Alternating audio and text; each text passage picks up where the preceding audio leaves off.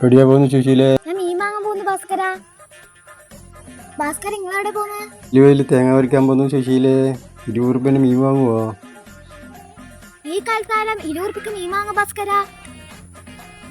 ഞാൻ 100 രൂപയ്ക്ക് വാങ്ങല്. നാണക്കലല്ലേ ഭാസ്കര? ഇന്ന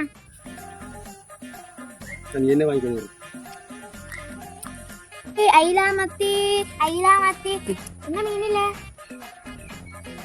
ഓ മത്തിയേ ഇല്ലെന്ന്. 20 രൂപയ്ക്ക് മത്തിയാ നേക്ക്. 20 രൂപയ്ക്ക് മത്തിയാ? 20 രൂപയ്ക്ക് ഒരു മീനല്ലേ കിട്ടുമോ സുശീലേ?